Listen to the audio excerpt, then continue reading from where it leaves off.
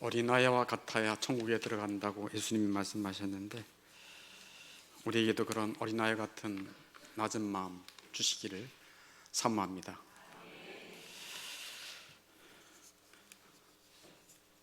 오늘은 은혜로 이방인의 구원, 은혜로 이방인도 구원받는다, 이런 말씀의 제목입니다. 여러분, 예배시티에 있지만 질문을 먼저 던지면서 하나님의 말씀을 전하려고 합니다. 하나님이 예수님을 왜 이 세상에 보내셨을까? 왜 보내셨습니까? 하고 질문 던지고, 그 하나님의 마음이 마태복음 1장 21절에 있지요. 하나님이 천사를 보내서 이렇게 말합니다. 아들을 보내니, 내 아들을 보내겠으니 그 이름을 예수라 해라. 그 이름을 예수라 하라.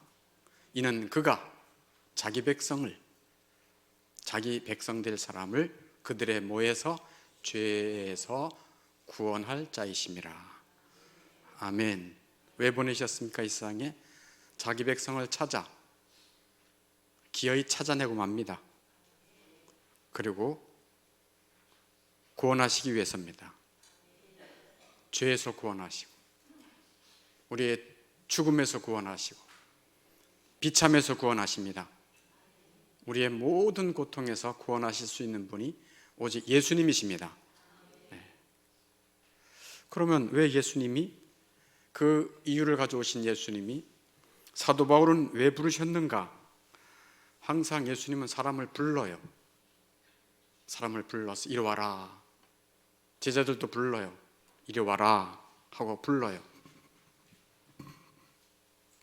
그냥 부른 게 아니죠. 부르신 이유가 있죠. 사도 바울은 왜 불렀습니까? 네, 사도행전 9장 15절에 이렇게 말씀합니다. 이 사람은 내 이름을, 예수의 이름을 믿으면 구원받습니다. 내 이름을 이방인과 임금들과 이스라엘 자손에게 전하기 위해 택한 나의 그릇이다. 그래서 사도 바울은 유대인과 이방인 모두에게 예수님을 증거하기 위해 이 땅을 살았습니다. 그래서 오늘 로마서 11장의 내용이 그 유대인과 이방인의 구원에 대한 내용이에요. 그래서 유대인 가운데 많은 사람이 버림받지만 그 중에 택한 자가 구원받는다. 많이 버림받은 유대인 대신 많은 유대인들이 버림을 받아요. 그 대신 이방인이 대거 예비드리니 뭐 받는다? 네, 구원받는다는 것입니다. 유대인 외에는 모두가 다 이방인들이에요. 유대인 외에는 미국 사람도 이방인, 한국 사람도 이방인, 영국 사람도 이방인, 남아메리카에 있는 사람도 이방인. 그러니까 유대인은 대거 버림은 받지만 다 버림받는 건 아니다. 그러나 그들이 버림받는 중에 대거 유대인들이 구원받게 될 것이다.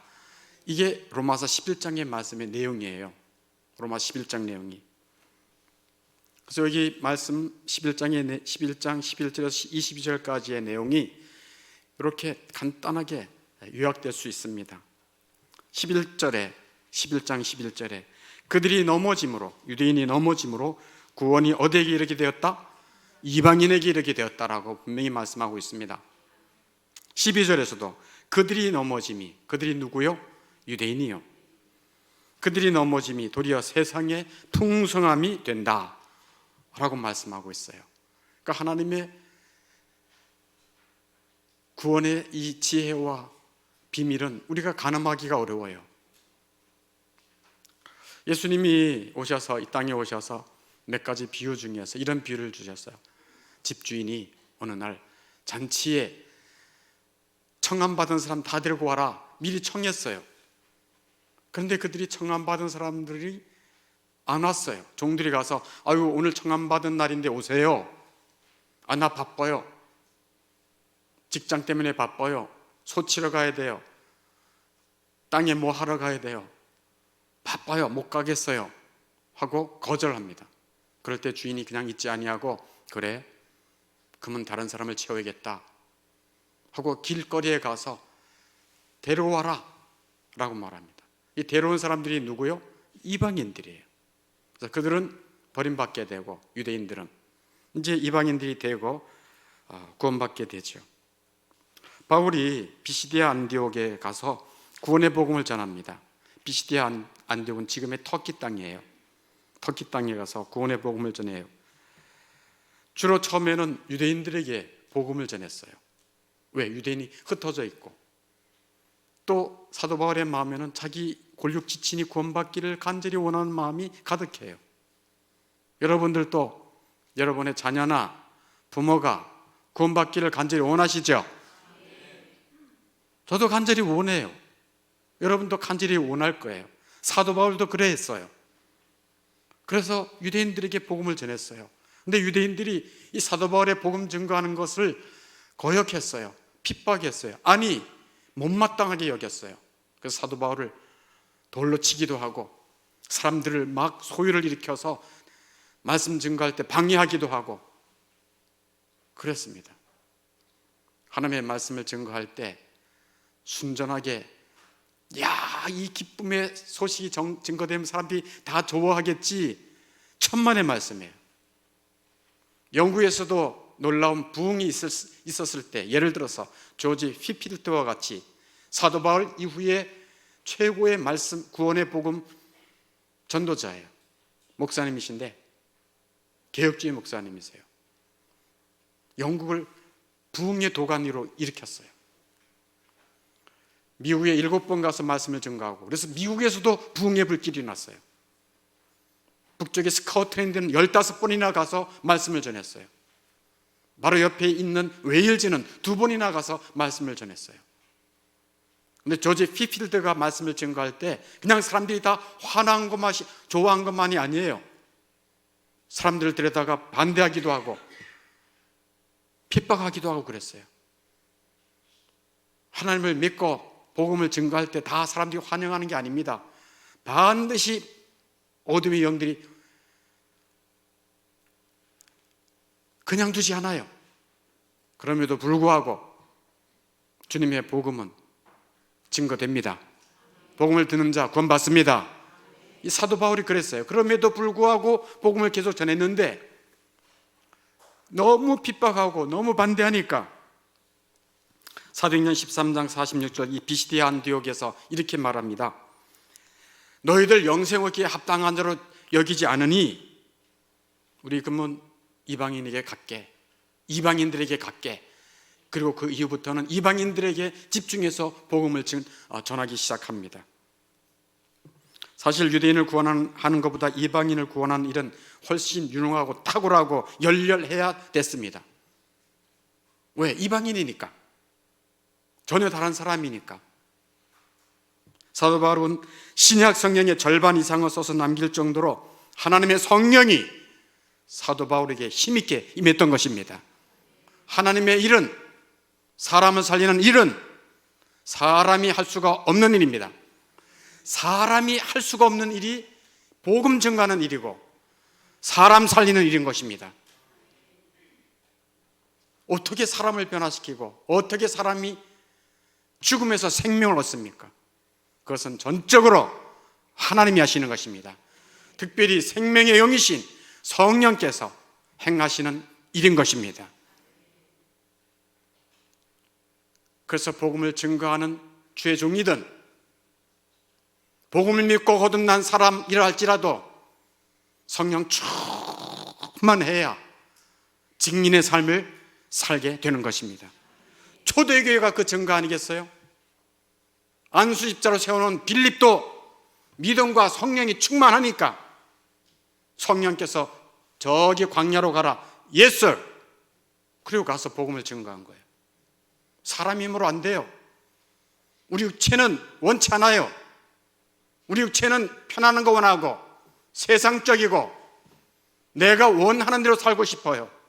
그러나 성령께서 충만하게 임하시면 그 사람을 인도하십니다. 성령의 사람으로, 성령으로 말미암아 거듭난 사람은 이제 성령으로 말미암아 살아가는 자가 되는 것입니다. 이전에는 육을 쫓아 살았어요. 육을 쫓아 살았어요. 자신의 감정, 나의 의지, 내 생각이 옳아.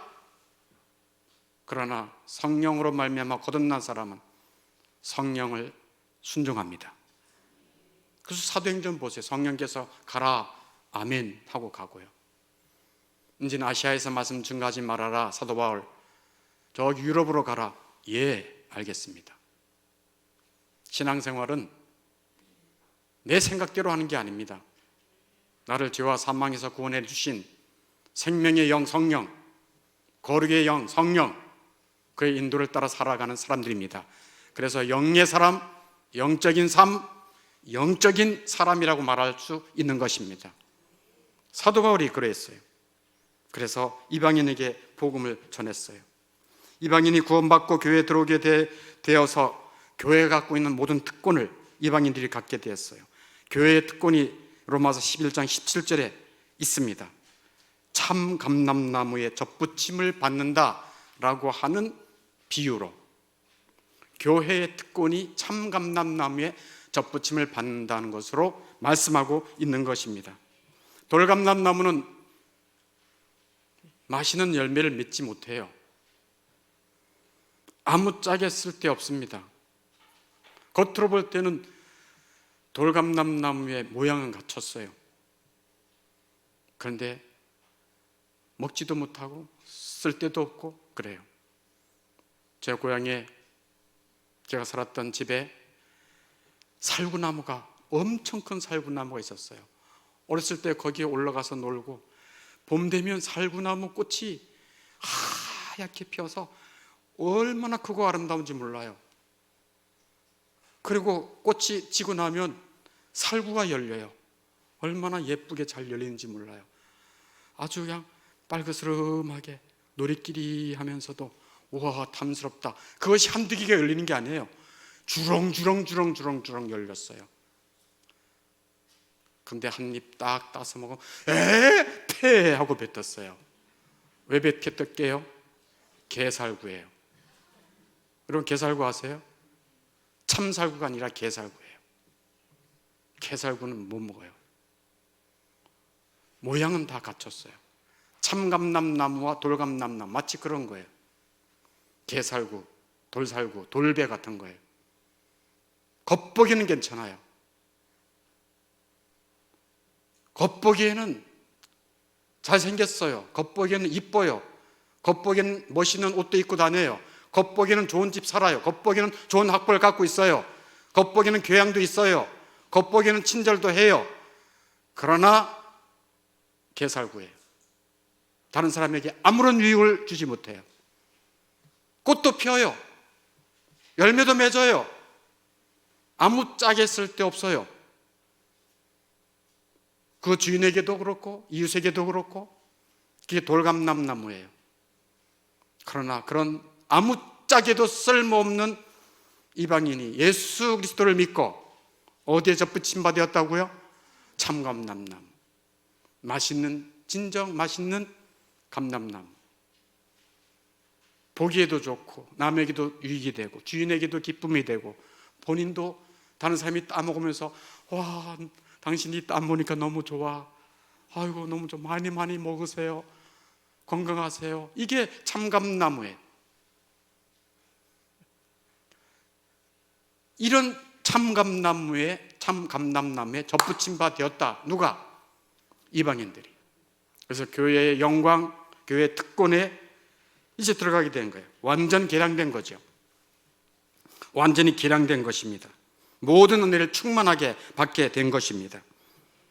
그 안에 참감람나무, 예수님의 진액과 수액과 은혜가 그 사람의 심령에, 그 안에 영혼에 흘러 넘치게 되는 것입니다. 그 영혼이 살아난 거예요. 그 영혼에 하나님의 생명이 임한 것입니다. 그 전엔 생명이 없었어요. 죄와 허물로 죽었어요. 마치 죽은 시체와 같았어요. 죽은 시체 위에 꽃을 꼽아놓은들 뭐가 아름답겠으며, 죽은 시체 위에 아름다운 옷을 입혀놓은들 뭐가 매력적이겠으며, 썩어 냄새나는 그 시체를 좋은 집에 둔들 무엇이 아름답겠습니까? 죄와 허물로 죽은 영혼들이 예수로 말미암아 생명을 얻게 되는 것은 놀라운 하나님의 은혜인 것입니다. 예수 생명이 없는 자들은 점차 메말라지고 죽어가고 나중에는 보잘것 없이 이빨 빠지고 머리 휘어지고 허리 삐끗 여기 삐끗 하다가 죽고 죽음이 끝이 아니고 영원한 지옥 형벌이 그를 기다리고 있는 것입니다. 그러나 예수 생명이 있는 자들은 이 땅에 살면서도 참감람나무의 아름다움을 나타냅니다. 그 시대의 아름다운 향기가 나타나는 꽃을 피웁니다. 열매를 맺힙니다. 주인이신 하나님께도 기쁨이 되고 많은 사람들에게 유익을 주는 참 감람나무, 이게 이방인들이 예수를 믿음으로 말미암아 갖게 된 특권들이에요. 완전 개량된 거예요. 전혀 다른 인생이에요. 돌감람나무가 아니에요. 개살구가 아니에요. 참살구입니다. 네. 이제 참감람나무에 붙어 있으면 너희들 조심할 것이 두 가지가 있다라고 말씀합니다. 첫째가 18절, 그 가지들을 향하여 자랑하지 말라. 그 가지들을 향하여 자랑하지 말라. 무슨 말씀입니까? 버림받은 유대인에 대해서 무시하지 말라. 잘려나간 가지라고 해서 정죄하지 말라는 거예요. 아이고, 번번이 유대인들이 구약 성경 보니까 번번이 하나님의 말씀에 거역하고 불만 품더니 그래서 그랬구나. 그렇게 함부로 판단하지 말라는 것입니다. 율법의 행위를 통해서 열심을 내더니 잘난 척하더니만 그래서 버림받았구나 하고 비난하지 말라는 것입니다. 너희가 접붙임 받아서 교회 특권 그렇게 영화롭게 된 것은 너의 힘으로 된 거 아니잖아. 전적으로 하나님의 은혜잖아. 하나님의 은혜인데 너가 뭘 자랑할 게 있니? 값없이 받았는데. 그러므로 그 가지를 향하여 자랑하지 말라. 자랑할 일이 있으면 그리스도를 자랑해라. 이게 주님의 말씀이에요.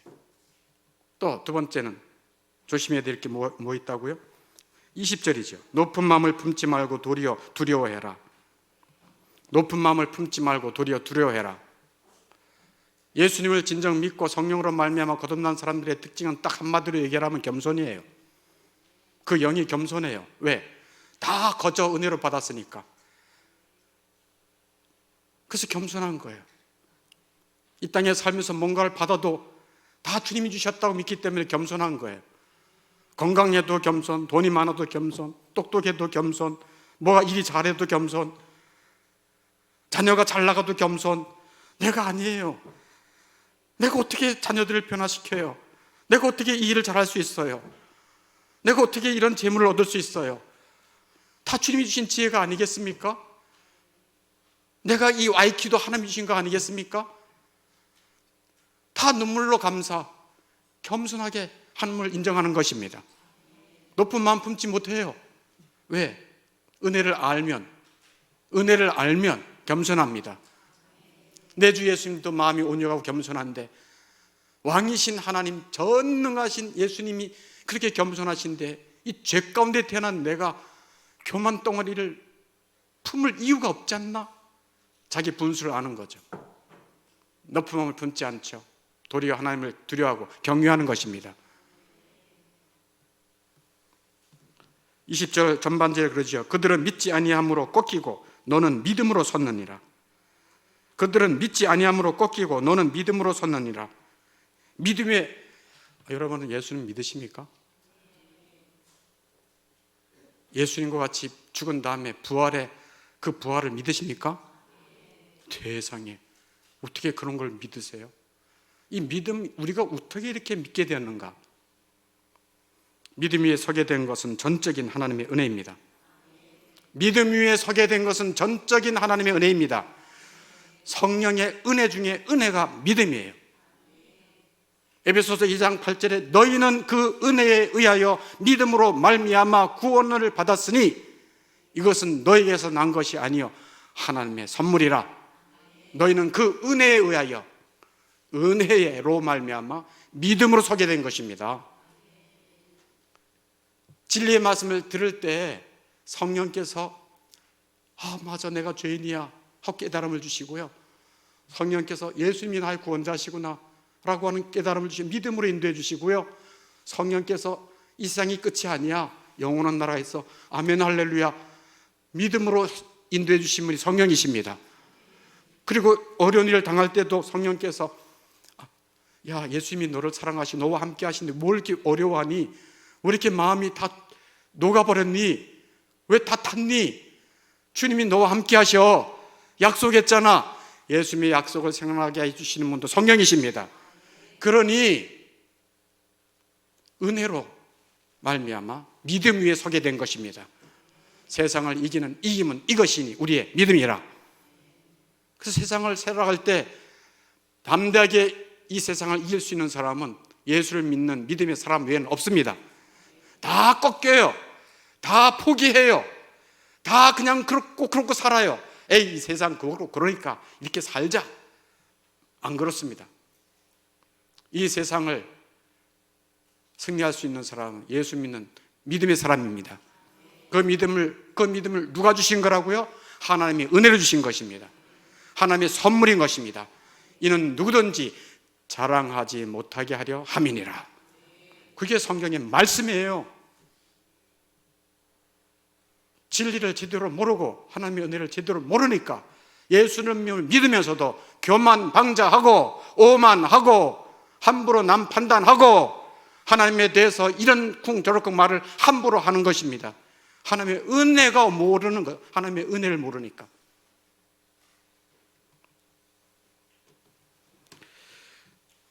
값없는 은혜가 너를 서게 만들었으니 높은 마음을 품지 말라. 도리어 하나님을 경외해라. 이게 20절 말씀이에요. 그러면서 22절에 그러므로 하나님의 인자하심과 준원하심을 보라 라고 말씀합니다. 먼저 청함을 받은 유대인들은 청함은 받았지만 거역함으로 쫓겨났다. 그 잔치에 들어오지 못했다. 그것을 하나님의 준엄하심이라고 22절에 하나님의 인자하심과 준엄하심을 이라고 표현하고 있습니다. 유대인이 교회에 들어오지 못하게 된 것은 하나님의 준엄하심이라고 말하고 있는 거예요. 그러나 비교해 보세요. 이방인들은 하나님의 인자하심에 들어오게 됐잖아요. 원래는 아무 맛도 없고 쓸잘데 없는 돌감나무였는데 하나님의 인자하심으로, 즉 전적 은혜로 참감람나무에 접붙임 받게 된 것입니다. 은혜를 받은 거예요. 은혜로 구원받은 거예요. 에베소 2장 5절에 있는 말씀, 너희는 은혜로 구원을 받았느니라. 은혜로 구원을 받았느니라. 은혜를 받았다는 게 뭡니까? 은혜를 받았다는 게 뭡니까? 은혜를 받았다는 게 뭡니까? 뭐가 은혜 받은 거예요? 은혜 많이 받았습니다. 뭐가 은혜 받은 거예요? 가장 먼저 나에게서 시작돼요. 은혜 받았다는 얘기는 내가 큰 죄인이구나 라는 깨달음을 받은 것이 은혜 받은 것입니다. 내가 죽어야 할 죄인이구나, 그걸 아는 것이 은혜 받은 거예요. 그러면 살 길이 누군가? 예수님이 구원자시구나 깨닫게 되는 것이 은혜 받은 겁니다. 그리고 예수님이 나를 기쁘게 받아주셨구나, 이게 은혜 받은 거예요. 은혜 받은 사람은 예수님이 나를 머리끝부터 발까지 기쁨으로 받아주신 것을 아는 것입니다. 그리고 나를 용서해 주셨다는 것을 아는 것입니다. 이게 은혜 받은 거예요. 나를 용납해 주셨다는 거. 그리고 내가 오늘까지 주님 앞에 이런저런 내 마음대로 살았는데 주님이 그토록 오래 참아주셨구나, 그것을 깨닫게 되는 것이 은혜인 것입니다. 그게 은혜 받은 거예요. 그게 은혜 받은 거예요. 그 은혜는 누가 주시는가? 진리의 말씀이 증거될 때 히브리서 10장 29절에 있는 은혜의 성령으로 말미암아 은혜를 주시는 것입니다. 은혜의 성령으로 말미암아 은혜를 주시는 것입니다. 목사님이 은혜를 주는 게 아니에요. 목사님이 설교를 잘하든 못하든 관계없어요. 진리의 말씀만 잘 증거하면 은혜의 성령께서 은혜를 주십니다. 고린도전서 2장에서도 그런 말씀하잖아요. 너희가 세상의 영을 받지 아니하고 하나님께로부터 온 영 성령을 받았으니 이는, 왜냐하면 이는 하나님께서 우리에게 은혜로 주신 것들을 알게 하려 하심이라. 그게 성령의 역사예요. 눈으로 보지 못하고 귀로 듣지 못하고 사람의 마음으로도 생각하지 못하였다함과 같으니라. 이 성으로 못 깨달아요. 머리의 지식으로는 알 수 있겠죠. 예수님 믿으면 구원 받는데, 천국은 있지, 하나님이 세상을 창조하셨지, 지식으로는 알 수 있어요. 그러나 그의 영에, 그의 영혼에 하나님의 생명이 없다면 죽은 자요, 거듭나지 못했다면 죽은 자요. 겉보기에는 그럴듯한 돌감나무처럼 보여요. 어떻게? 형식은 다 있어요. 예배도 참석하기도 하고, 종교적인 행위도 하고, 봉사도 하고, 경건한 척도 하고, 겉모양은 있어요. 그러나 성령으로 말미암아 거듭나지 않은 자는 하나님의 생명이 없는 것입니다. 그러나 성령으로 말미암아 은혜 받은 자는 그 영혼에 하나님의 생명이 있습니다. 그래서 생명의 삶을 살아가는 거예요. 생명. 여러분, 자녀를 다 낳잖아요, 그죠? 자녀를, 아기들을 낳아요. 근데 태어나 보니까 사생아가 아니고, 죽지 않고 살았어. 죽었으면 아무것도 못하죠. 아기가, 신생아가 살았어. 그럼 어떻게 하죠? 울죠. 또 뭐 하죠? 젖을 찾죠. 그죠? 엄마를 찾죠. 그게 생명이에요. 예수 생명이 있으면, 하나님이 그 안에 생명을 주셨으면, 잃었던 생명 찾았고 광명을 얻었네. 그 예수 생명은 은혜를 받아서 예수 생명을 거듭났기 때문에 은혜를 사모합니다. 은혜를 사모해요. 은혜를 사모합니다. 지난주에도 말씀했죠. 은혜와 영혼은 뭐와의 관계와 같다? 육체와 음식과의 관계와도 같아요. 아침에 잘 드셨습니까? 저 잘 먹었습니다. 우리 육체는 잘 챙겨 먹어야 돼요. 뭐를? 음식을. 그래야 건강하고 활동도 할 수 있고 어려움도 이길 수 있고 그런 거예요. 예수 생명으로 거듭난 하나님의 생명은 은혜로 충만해야 됩니다. 은혜를 받아야 삽니다. 그 은혜를 누가 어떻게 주실까요? 하나님이 그것도 정해놓으셨죠. 말씀을 통해 주십니다. 이 예배 시간에 은혜를 주십니다. 말씀을 통해, 기도를 통해, 성례를 통해 은혜를 주신다고 말씀하고 있어요. 저희 교회에서는 주일 예배, 철야 예배, 또 아침 기도회 얼마 되지도 않아요. 은혜를 받아야 영혼이 힘을 얻습니다. 영혼이 아름다운 거예요. 영혼이 자라나는 거예요. 아기가 태어나는 거가 똑같아요. 그래서 교회를 갈비는 뭐라고 얘기하는가? 어머니와 같다. 교회는 어머니와 같다. 뭐와 같다고요? 어머니와 같은 거예요. 어머니 품과 같아.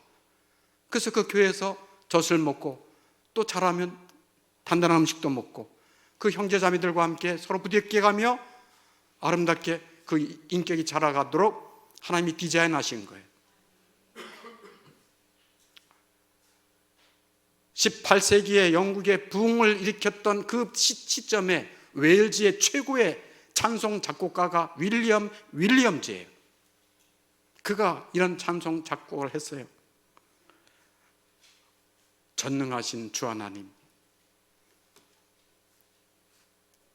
나는 순례자입니다. 전능하신 주 하나님, 나는 순례자이니 나는 심히 연약해도 주는 강하옵니다. 하늘 양식 먹여주시옵소서.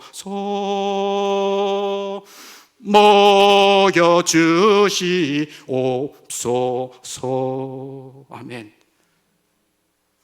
우리 영혼은 하나님이 하늘 양식을 먹여주셔야 구원받은 사람이 구원받은 자답게 살 수 있는 것입니다. 이 죄악 많은 세상을 이길 수 있는 것입니다. 하나님의 영광을 위해 살아갈 수가 있는 것입니다. 예수님이 오셔서 말씀했잖아요. 사람이 떡으로만 사는 거 아니야. 마태복음 4장 4절에 사람이 떡으로만 사는 게 아니야. 하나님의 입에서 나오는 모든 말씀으로 살 것이니라.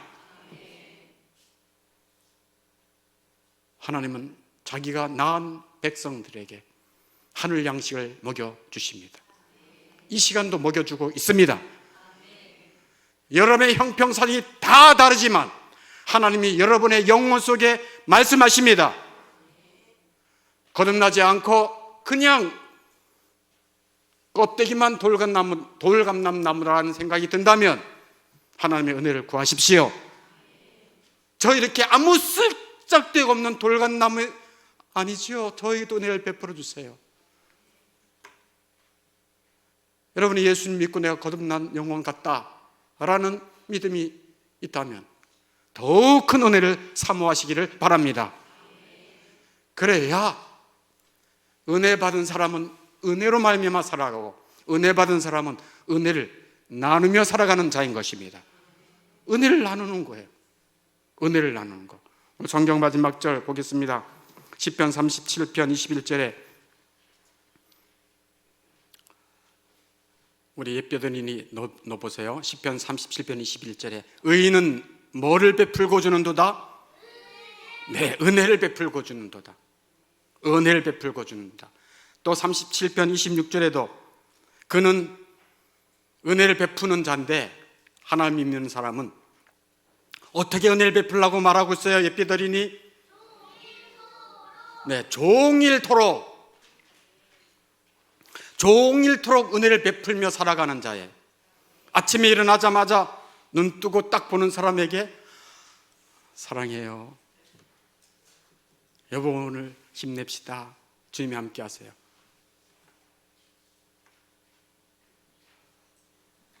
아침 시작부터 어디를 가든지 은혜를 베푸는 자인 것입니다.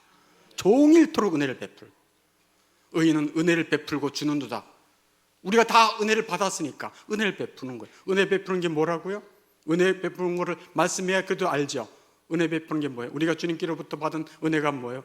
그냥 전적으로 다 우리가 용납받았잖아. 아멘. 우리의 허물을 다 덮음을 받았잖아요. 그러니까 옆에 사람들의 허물을 용납해 주는 거예요.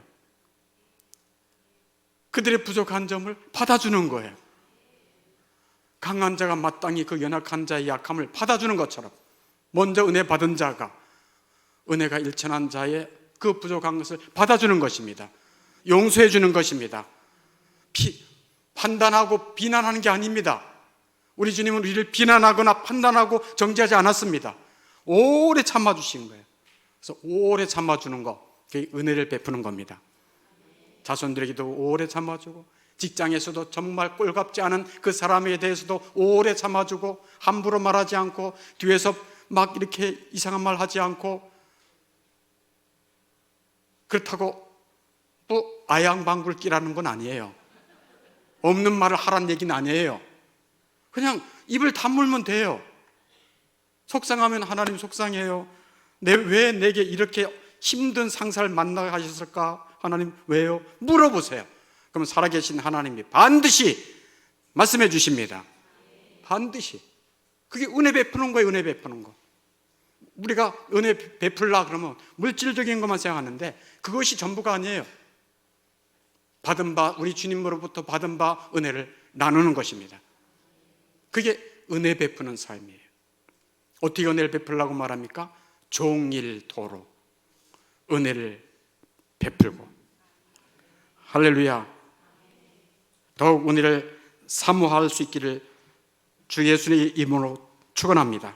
그리고 은혜를 받은 사람이라고 한다면 은혜를 베풀며 살아갈 수 있기를 주님의 이름으로 축원합니다. 하나님 아버지 감사합니다. 오늘